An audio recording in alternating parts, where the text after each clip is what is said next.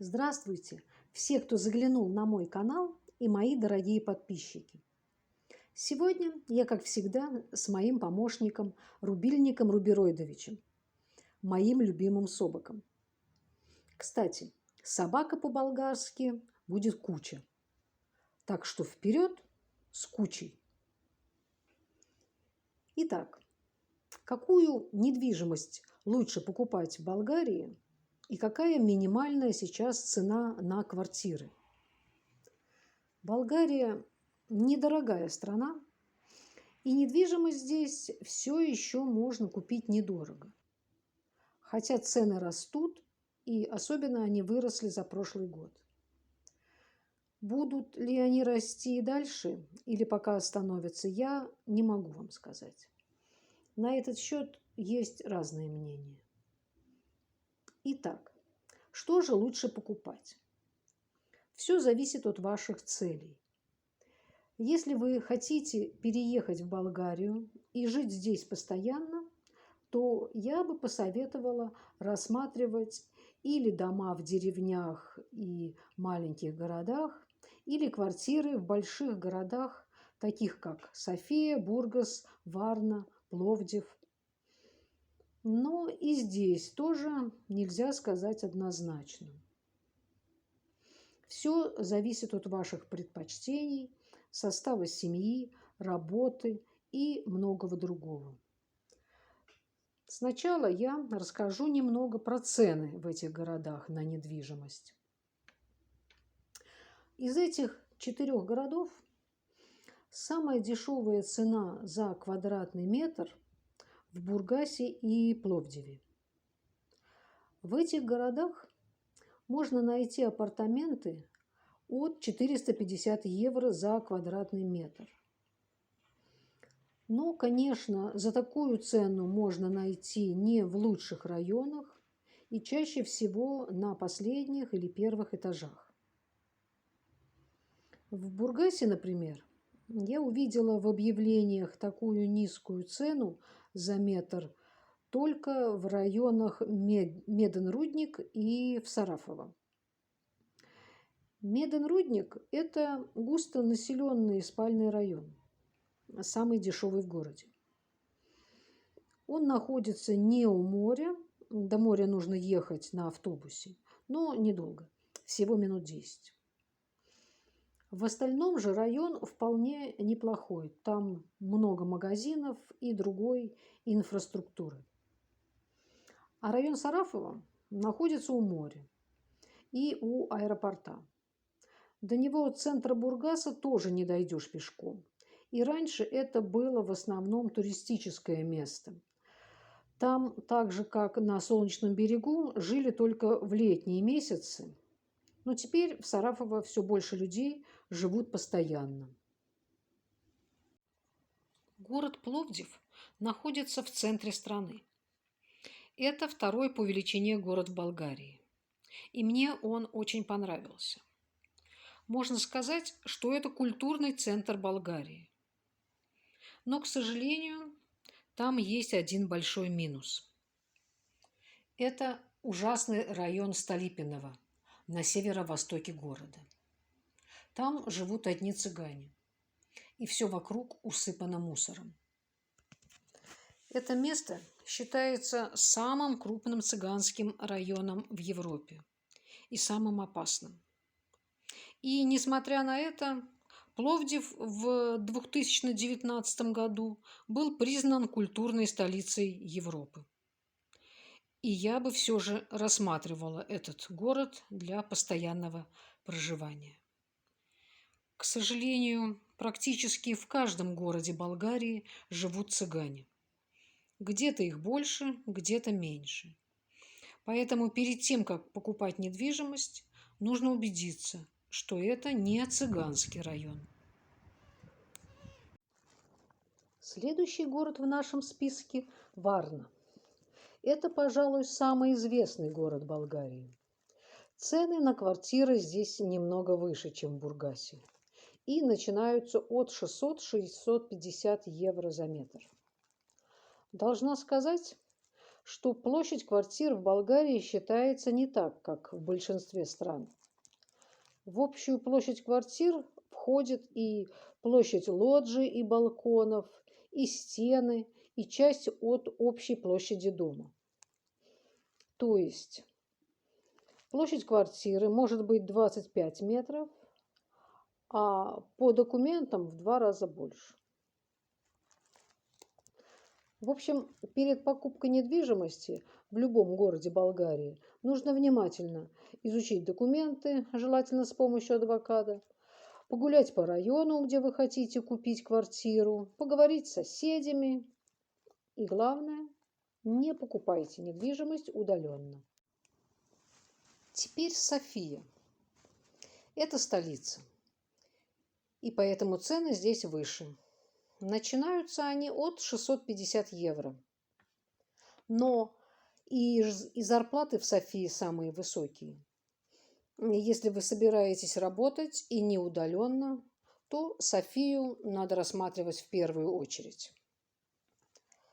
Но опять повторюсь, что самые низкие цены, которые я озвучиваю, чаще всего бывают с какими-то подводными камнями,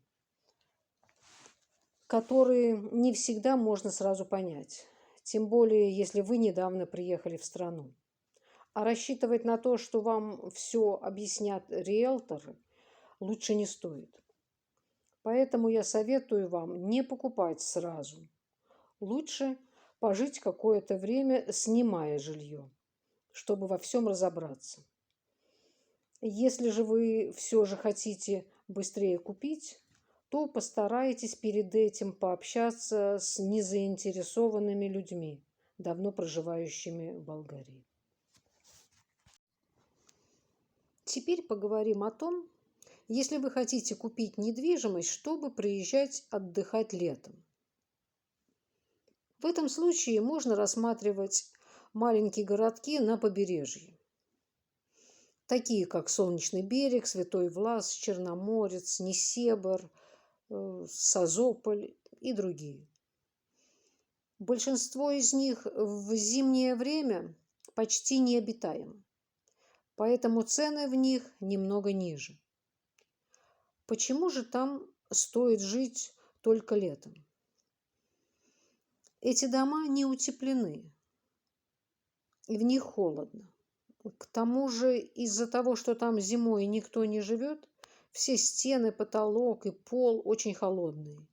И на обогрев квартиры будет уходить очень много денег.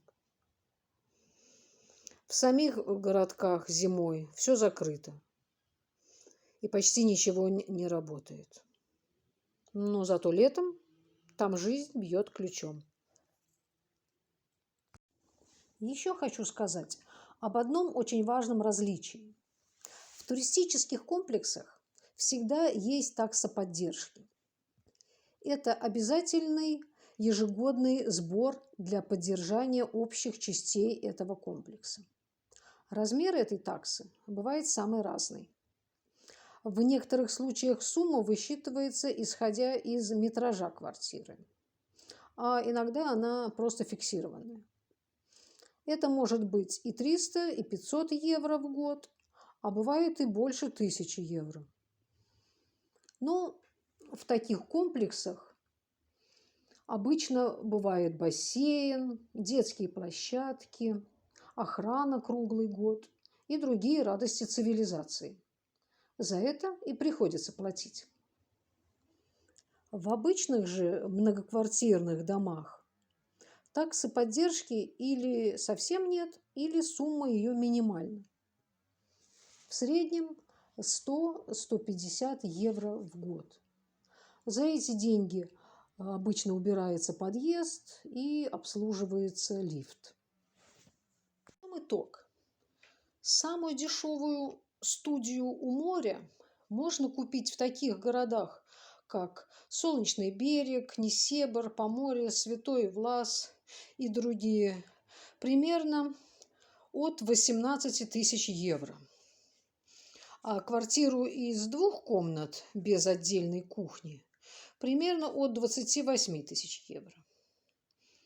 В Бургасе же студия в самых дешевых районах будет сейчас от 25 тысяч евро, а двухкомнатные квартиры от 45 тысяч евро. В Варне еще примерно на 5 тысяч выше. И в Софии еще немного выше. Это мы говорили про минимальные цены. Средняя же цена сейчас в Болгарии на квадратный метр 1000–1200 евро. Но не думайте, что, заплатив больше, вы застрахуете себя от ошибок, и ваша квартира за 1200 евро за квадрат будет точно лучше, чем за 600 евро за квадрат. Это не факт. Еще я должна вам сказать, что многие новые квартиры продаются вот в таком вот виде. Это называется на тапо, то есть без отделки. Но это не значит, что эти квартиры намного дешевле, чем квартиры с чистовой отделкой. Дешевле такие квартиры могут быть, если эта квартира не имеет акта 16. Акт 16 – это главный документ окончания строительства и разрешения на эксплуатацию. Если у дома нет акта 16, то такую недвижимость лучше не покупать. Потому что бывают случаи, когда из-за каких-то нарушений или других проблем этот акт дом не может получить никогда. Поэтому квартиры с актами 14 или 15 часто бывают дешевле. Акт 14 присваивается зданию, когда заканчивается грубое строительство. Грубстроеж по-болгарски. Грубое строительство означает, что у здания уже есть стены и крыша, но без отделки. Акт 15 – это промежуточный этап между грубой постройкой и разрешением на эксплуатацию. Но продать вам квартиру могут с любым актом, а потом у вас могут возникнуть сложности. Поэтому будьте бдительны. А для тех, кто хочет просто спокойной, размеренной и недорогой жизни, то я советую вам выбирать места вдали от моря. Болгария – это ведь не только море. Здесь есть очень много маленьких городов и сел. В каждом из них есть свои какие-то плюсы. И цены на недвижимость в этих городках еще ниже. Можно найти квартиры даже за 15 тысяч евро. Это такие города, как Ямбол, Сливен, Карнобат, Банск, Малка Тырнова, Добрич, Димитровград и многие-многие другие. Что из себя представляют эти города, я обязательно вам покажу и расскажу в ближайшее время. А если же вы хотите купить в Болгарии дом, то это тема другого видео, потому что это очень большая тема. Сейчас я скажу вам, что дом в Болгарии можно найти и за 5000 евро. А что он будет из себя представлять и где находиться, я расскажу и покажу вам позже. Подписывайтесь на мой канал, чтобы узнать больше о жизни в Болгарии.